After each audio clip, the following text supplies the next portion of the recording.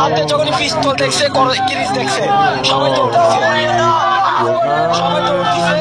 দৌড় দেওয়ার কারণে আমি আমি বিল্ডিং এর নিচে লুকাই গেছি।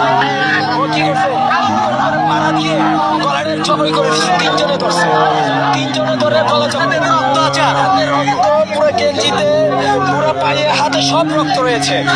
পাথর, এসিড, কাঁচের বোতল মারতেছে। আমরা পাল্টা ওদেরকে জবাব দেওয়ার জন্য আমরা ফাঁদে নিক্ষেপ করি।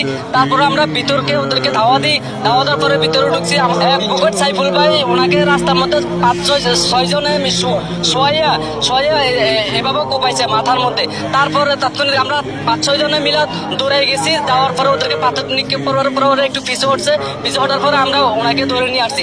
আমি এভাবে মাথার মধ্যে হাত দিছি। হাত দেওয়ার পরে আমার হাতের আঙুলগুলো এভাবে এই ভিতরে ঢুকে গেছে। ঢুকে মজকগুলো বের হয়ে গেছে।